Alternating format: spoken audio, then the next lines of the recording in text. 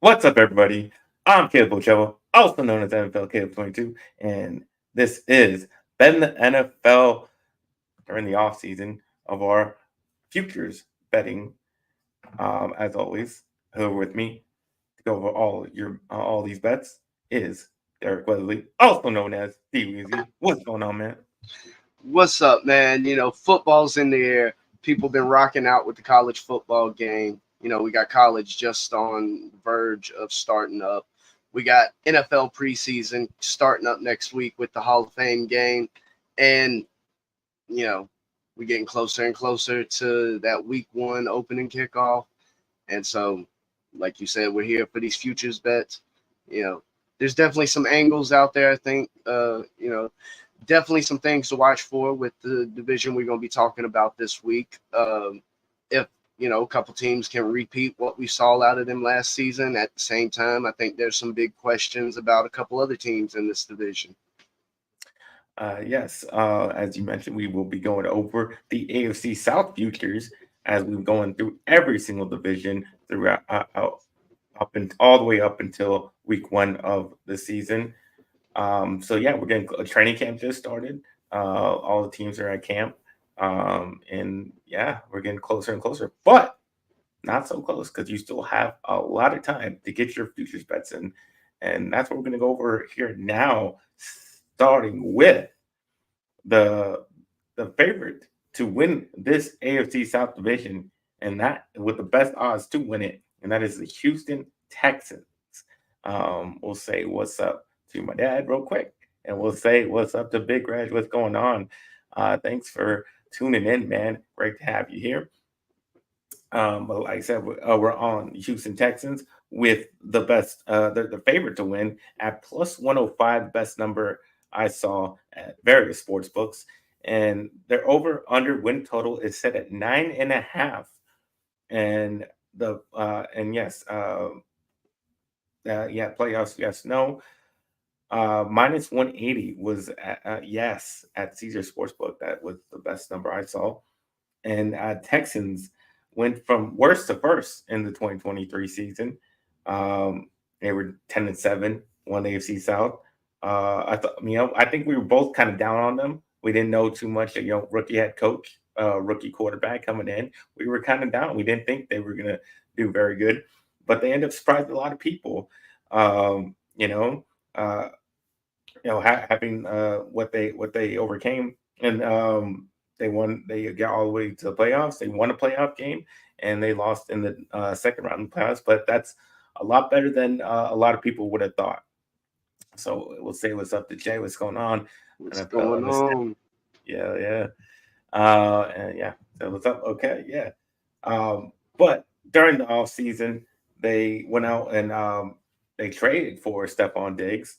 They signed uh, Daniil Hunter and signed Nick Autry, Tim Settle, but they did lose defensive end Jonathan Greenyard, linebacker Blake Cashman, running back Devin Singletary, and right tackle George Fant. The draft picks were Kamari Lassiter from Georgia. Second round, they took tackle Blake Fisher out of Notre Dame, and in the third round, they took Kalen Bullock out of USC safety. Um, so yeah, with all that said, do you think they did enough to and how well do you think they will do this year? What are their chances of winning that division again? And will they make the playoffs? Well, to be, just real simple with it, yes, I definitely expect them to make the playoffs. And they, hands down, are my favorite to win the division. As you mentioned, they brought in Stephon Diggs to add to a wide receiver core that last year proved to be one of the better wide receiver cores in the league, even as they faced injury throughout the year. I think people are real excited to see what Tank Dell can do being healthy. Um, and also in the run game, they brought in Joe Mixon, and also recently they signed Cam Akers, which I don't. I wouldn't say either of those players are necessarily a needle mover. Definitely more so with Joe Mixon, but something I noticed looking at this team, they definitely showed a dedication to running the ball, especially on first and second down. Um, Even though last year there were a lot of questions with the run game, especially with Pierce. They did lose Singletary in the offseason, but as I mentioned, bringing in Mixon and shoring up a little bit of depth, bringing in Cam Akers, it'll be exciting to see what this team can do with a more solid run game to go along with this offense. They were also able to retain their offensive coordinator. So we're talking about CJ Stroud coming into his second year. That's the second year in the same offense. He's not learning any new system or anything like that. A lot of the core pieces from last year, they've, been able to retain, and they got a lot of return out of some of these players. I already mentioned Tank Dell. Nico Collins was another one that definitely overperformed in some people's eyes, but I think we can definitely expect some of that same production. It may be difficult trying to gauge total, receptions and yardage and things of that nature, bringing in a figure like Stephon Diggs. But when you're talking about the pass game, this offensive coordinator, you give him a player like Stephon Diggs. If CJ Stroud is is a shadow of what he was last season, I think on the offensive side of the ball, there would definitely be some exciting things to keep track of as the season unfolds. And as far as that number at 9.5, I could see this team winning 11, maybe even close to 12 games. I think they're going to be able to beat up on this division some, and you'll be able to pad that win total a little bit. Not to say easy wins, but I do think a couple of the teams in the division, they could potentially sweep on the season series. And you're talking about 3 to 4 wins right there. So with a number like 9.5, even if it's heavily juiced in some places, I would still lean to the over definitely on that. And as I mentioned earlier, I don't, short of there being major injury, I don't see any real way this team doesn't make the playoffs. Yeah, I agree with you on all those points. Pretty much, like I said, mentioned his being his second year. I just think that he just continues to progress, gets better from what he all the success that he had last season. Um, I think the additions they made in the off season just make them even better. I mean, we talked about last season how we thought they had a lack of talent in them, just adding the pieces that they did during the off season. I think that's just going to make them that much more better going into this season. I think they the clear favorite for a reason. I mean, they have the best quarterback in the division. The other teams just um, haven't been as consistent to really say that they deserve to be the favorite either. It's kind of up and down division with these different teams. So I definitely do like them to win. I will bet on them at plus 105. I like the best number. And obviously I would definitely take them at over 9.5. That's a pretty low number there. At least I believe. It even shows by the number at minus 130, they're favored to go over. And you see that number that you get the best number at Caesar Sportsbook. Um, so that's the best number that's out there, and it's a minus number. So you can tell that the sports books really like them to go over that 9.5. That's why I think it's a little low. Um, At and then minimum, they're protecting themselves from that, over. Because, like I said, in my opinion, unless we see CJ Stroud go down with the injury, unless we see, a scenario where the offensive line gets riddled with injuries, something that greatly affects one side of the ball or the other, um, I think everybody expects them to go over that 9.5. and you get minus 180 for yes at Caesar Sportsbook for them to make the playoffs. So those are all our bets for the Houston Texans. We now move on to the second best odds to win the division, and that is the Jacksonville Jaguars. They are plus 285 to win the division. Best numbers at Caesar Sportsbook. Last year they went 9 and their over and under is at 8.5 games, and so yeah, so the last year they went 9-8, second in the AFC South division, not make the playoffs. they started really well. They were 8-3. And then they completely fell apart after Trevor Lawrence got hurt. They lost 5 out of the last 6 games, and then just lost the division in that final week of the season, just to end just a completely disappointing season. Because they seemed like they had a lot of momentum coming off the 2022 season where they made the playoffs. Trevor Lawrence looked good, and then it just completely fell apart in 2023. But in the free agency, they did trade for Mac Jones. They signed Eric Armstead, defensive end, receiver Gabe Davis, safety Darnell Savage, center Mitch Morse, receiver Devin Duvernay, and cornerback Ronald Darby. They did lose receiver Calvin Ridley, cornerback Darius Williams, receiver Zay Jones, and then defensive end Foley Fudikasi. They did draft receiver Brian Thomas Jr. out of LSU. They drafted Mason Smith out of LSU, defensive tackle, and cornerback Jarian Jones, Florida State. So yeah, with all their additions and coming in this season, how do you think they look to win this division, to make the playoffs, and will they go over that 8.5 win total? This is one of the teams I'm fading in this division. As you said, the Jacksonville Jaguars last season basically finished in a disappointment, and that's in some ways become the trend of the Jacksonville Jaguars. One of the things I look at, especially with this offense, what offensive weapons do they have to win games? I think this as from an offensive standpoint, this roster would look immensely better if they were able to retain Calvin Ridley. That wasn't the case. They really didn't bring anybody in to replace them. Zay Jones, another depth piece in that wide receiver core. There's potential injury concerns about Trevor Lawrence. Same with the running back position with Etienne. Yeah.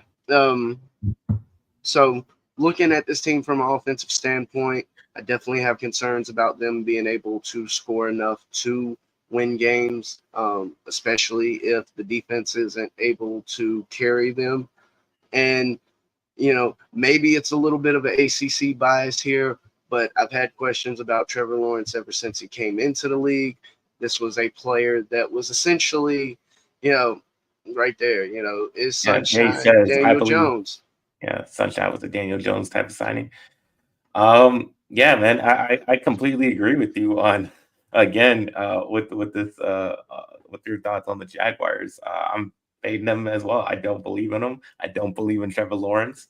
For all the reasons you said. I mean, I just don't think he's looked the way coming in when he was drafted to be that guy. Just hasn't shown it enough that he is that guy. We saw him have one good year, and all the other 2 years not so great. So I don't believe in him. That just makes me not want to bet him. I'm not going to put any money on them to win the division. But yeah, as far as the 8.5, I saw the best number at plus 145 for the under. So you get a plus number for the under. So I would jump all over that. Yeah, that's an MGM sportsbook. So if you like the under, you definitely go look there. In the playoffs, yes, no. This is an extremely competitive conference. I just don't see if I have them at about 8 wins, and that's just not going to be good enough to make the playoffs. I wouldn't be shocked if at the end of the season we're potentially talking about 2 wildcard teams with double-digit wins. I mean, I definitely expect at least one wildcard team to have 10, 11 wins, just the way some of these divisions might shake out. But as you said, the AFC is definitely more competitive in comparison to the NFC currently as far as depth of quality teams. And so, the best number I saw for them to not make the playoffs Minus 120 is no at various sportsbook. But if you do like them, plus 135 is a yes at Ballybet. And another point that it's something I've monitored a little bit over, the past few seasons, and you'll hear, whispers of this more so, but the Jacksonville Jaguars ownership is just waiting to jump at the opportunity to set up basically move the team overseas, given the day that the NFL decides that they want a team somewhere else. I mean, we're talking about a team that has pretty much jumped at the opportunity to play any and every game overseas. And traditionally, that bucks against the norm of what we've known from a lot of the owners and ownership groups out there, especially when it comes to pro level teams. And that is home games equal money. And you giving up home games, you're giving up money. The whole reason we lost a preseason game, regardless of what anybody from the NFL will say, is owners couldn't make money off that home preseason game. But if you turn it into a regular season game, they can make a whole lot of money off of it. And given the what seems to be the growing trend, now me personally, I think if we see any amount of teams overseas, it'll have to be a division. I just don't think the travel could work out for one or two teams being overseas in that capacity. But I do believe that when the day comes that the NFL says, "Hey, we want a team in Germany, we want a team in London," regardless of where it is, you can expect the Jacksonville Jaguars to be at the top of that list as a potential suitor. All right. So we're both in agreement once again. It's been great. Man, this is getting scary because That's the agreeing last year did not work out. well, we agreed all last week, and we're agreeing. Exactly. This is getting scary. So that's about 6 for 6 we're going for right now. But maybe that's a good thing. Maybe it's a bad thing. But we'll find out. But we'll move on to the team with the third best odds to win the division, and that is the Indianapolis Colts at plus 325. You can get that number at various sports books. Their over under is set at 8.5. The best over I saw was at plus 100 at Caesars, plus 107 under at Ballybet. All other sports books have that as favored to go over. Only one sports book has them as the under. Yeah. No, the only one sports. Yeah, all the other favors the over. Other ones favor the under. I mean, that's what I meant to say. But going back to the 2023 season, they went 9-8. They were third in the AFC South. They did not make the playoffs. They were not able to see the full extent of what the rookie quarterback Anthony Richardson could do. They only had him for about 5 weeks, and he got hurt. They go to switch to Gardner Minshew. He plays pretty badly to start because they went on a pretty bad losing streak. But then he started to heat up. They went on a 4-game winning streak there, but ultimately they again lost the division in the final week of the season. Very up and down for Minshew. And that's just kind of how their season was at 9-8. Free agency, they didn't really do much. They really didn't sign many people. Biggest signing was defensive tackle Raekwon Davis, quarterback Joe Flacco. They lost Minshew, lost running back Zach Moss, receiver Isaiah McKenzie. Not a lot of movement, but not a lot of turnover for their team. But they did draft in round 1 defensive end Latu. Defensive end receiver Adnan Mitchell out of Texas. In round 3, they took off the tackle Matt Ganot Cows. I don't know how to say his name, but out of Pittsburgh. But yeah, it's. I mean, I really think this team is really just about how well Richardson, how healthy he is. First of all, how healthy he is. and then how well he's going to continue to play. We saw some very explosive play out of him in the early part of the season. So if he can continue to get it better and continue to be healthy, I'm willing to take that bet. I'm gonna go a little bit risky play. I'm gonna take that, put a little money on plus 325 because it's big enough where you can make a profit off a small amount. I mean, they were right there with Gardner Minshew. It was 99 when down to the last game of the season. So why not? Like I said, all the others favor the over. There was only one that favored the under. So I like the bet at plus 100 for the over. So I'll take them. And plus 155 is yes to make the playoffs. I'm gonna risk it. I'm gonna be risky, and I'll take the plus number at a yes. You get that number 8 MGM sportsbook. So it's a little bit of a risky play for this team, but you know that's kind of like that's kind of how Anthony Richards plays, a little risky there. So I might as well ride the risk for this one. Yeah, with this team, I definitely like the over with the number at 8.5. I'd see this team as a borderline double-digit wins team. If we were talking about the number being at 9.5 total wins on the season, I would feel a lot less comfortable about the over in a situation like that. But given that it's at 8.5, being able to get to 9 wins and still cover this number, I definitely like the over in that situation. And you see, it's favored in a lot of places, which is not a shock to me because, like you said, a big question with this team is how healthy can Anthony Richardson stay? Something I'll be interested to see because I believe it's something that we saw in the past with Cam Newton that, as a player comp, very similar physical from a, physical body standpoint to Anthony Richardson.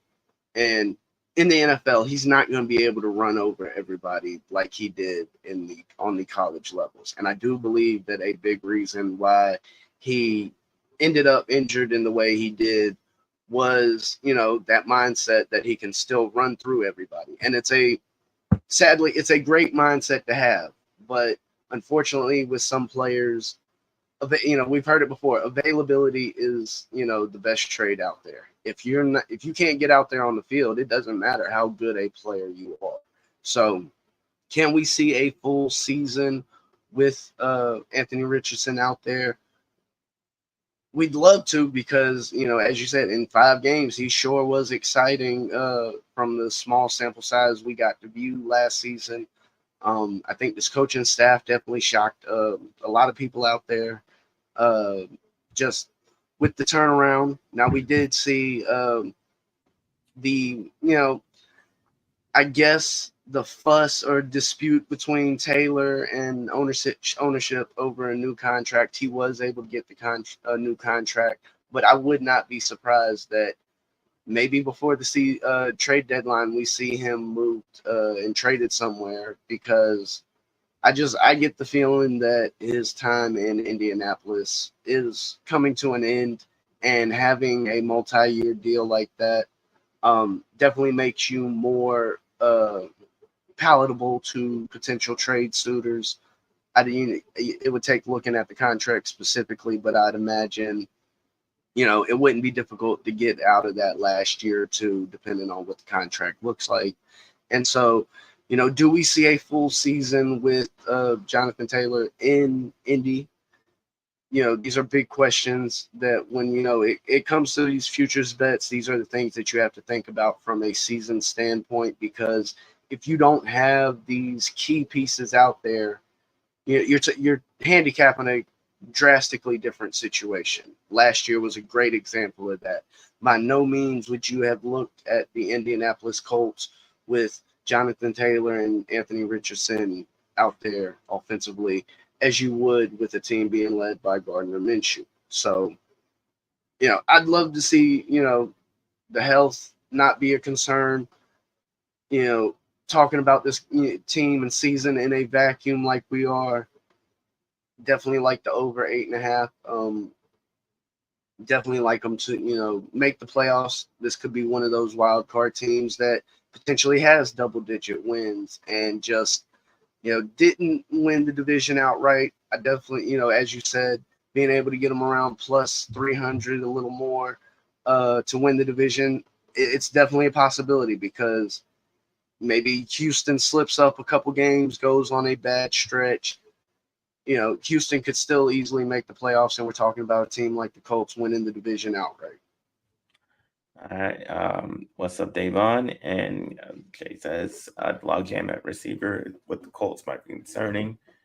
Yeah, but we're also talking about a lot of youth. So, I mean, is having too many weapons a bad problem? Yes, you might have to figure out, the quality of some, but I don't think that's given everything else that could potentially be going on in Indianapolis, maybe that be a concern down the line potentially, but having an Alex Pierce, bringing in, I believe it was Josh Downs, and Nye Mitchell.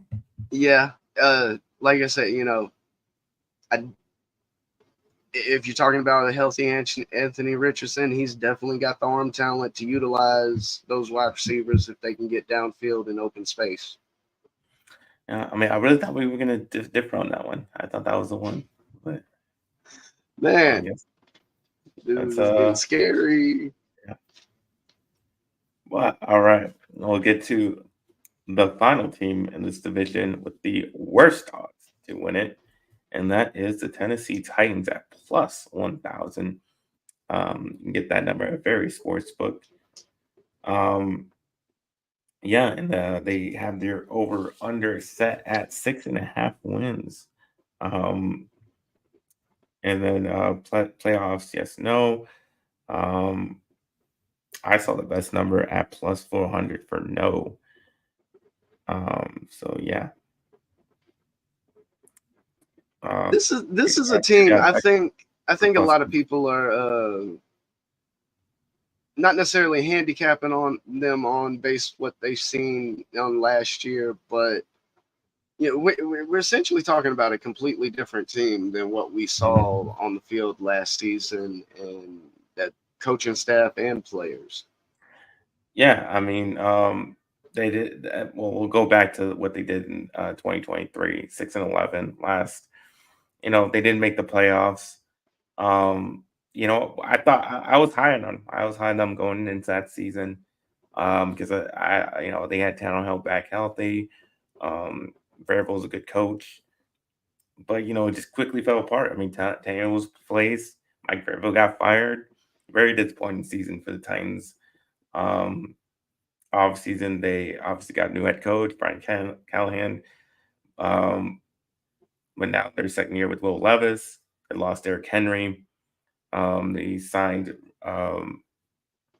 who did they sign? They signed Kevin Ridley, Lord Cushenberry center, cornerback Chido Wizwe. They replaced Derrick Henry with Tony Pollard, and they received Tyler Boyd and safety Jamal Adams. But they did draft J.C. Latham, Alabama, first round tackle. Round 2, they took defensive tackle Devondre Sweat out of Texas. And in the 4th round, they took Cedric Gray, linebacker of North Carolina. So do you think they did enough to retool this team with Will Levis back there at quarterback? Do they have enough to win this, at least have a chance of winning the division, make the playoffs, or go over 6.5 wins? Well, I definitely think we got to say they come short of winning the division. Just looking at this win total, like you said, it's 6.5. The books put it there for a reason. I do think there's a lot of potential for this team to improve. As you mentioned, they brought in a number of pieces to surround basically a rookie quarterback in Will Levis, technically going into his second year, didn't play a full season last year. There were moments where you might get excited about what you saw out of Will Levis, and then at the same time, you saw a rookie quarterback out there. So I definitely think there are pieces that might help him more down the line. Unfortunately, having a player like DeAndre Hopkins, who's, later in his career, I don't think, down the line works too well with a piece like that. Bringing in Tony Pollard, I don't think he's going to end up being a bad running back, but I don't know if he's going to be able to fit this team well. I think Because he's not an with every down back. They heavily relied on Derrick Henry to take a mountain amount of carries. That's not And not totally only fair. that, it'll be interesting to see what this offensive line can actually do. Because when you have a running back like Derrick Henry, he can shed tackles in the backfield. You can have a defender come off the line, get into the backfield, and him break that tackle and not necessarily break off a 20-yard run, but get back to the line of scrimmage, prevent a negative play, maybe pick up 2-3 yards on a play where when you look at yards after contact, it was a 5-yard pickup, but he's got 8 yards after contact. So, not to say that this offensive line will be bad, but I think this is basically the first year in a while that you'll get a true gauge of what this offensive line can do because you don't have that bell cow running back that can literally run through just about every NFL player. So you got the over on. I didn't. You got the over I under. got to go with the under 6.5 wins on this one. And obviously, that would make a no on the play. Yeah, they're not getting to the playoffs this season. Is it possible they get over that number? Yes, it is a bit of a low number. Um, but I think part of what the issue they're going to face this season is playing those division games. Having to play Houston twice, having to play Indy twice. Um, I I wouldn't be shocked if they went 1-1 against Jacksonville, even though I'm not very high on Jacksonville. So at a certain point, you're starting to struggle to find victories on the season, and you know, unders ain't the sexiest play. It takes a sweat to play a season under, but got to go to under 6.5 on this one. Well, we finally got a difference. Hallelujah! Thank you, Jesus. Because I think they have enough talent around Will Levis to bring him up just a little bit. 6.5. I can push it to 7. I think they get 7 games. Obviously, that's not gonna be good enough to make the playoffs. So that's still a no on that. There's just no chance they're gonna win this division with the Colts and the Texans also vying for that spot. So got no money for them on there. Um, but yeah, I think they're at least talented enough to get to 7 wins. I mean, this is not a completely awful team where I'm, saying they're gonna just be trash. Um, but like Jay says, this team goes as far as Will Levis can take them. I think he could take them to 7 wins. I don't think that's out of the question. I think that's actually very favorable for them, and that's why I'll put my I'll, money on. I'll say this. I would be more confident about the Titans getting 7 wins than I would be about the Patriots getting 5 wins and clearing their number of 4.5 wins on the season. Yeah, that's probably true. But that is all the teams in this division. That'll wrap up our AFC South futures bets. Um, but yeah, next week we will have a check. Next week on the docket is the AFC West. We'll go through like we just did in this episode.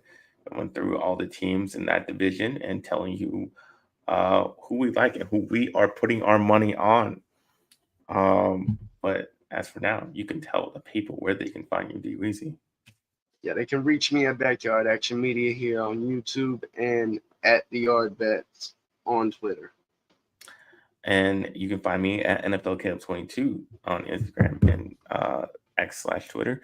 And you can find me on this channel doing Good Friends, Better Rivals at Friday at 3 o'clock with my co-host, Ferris Mudana, talking Cowboys, talking Giants.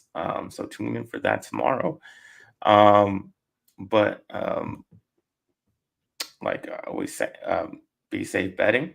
Only bet what you can afford to lose. And yeah, let's get ready to make that money.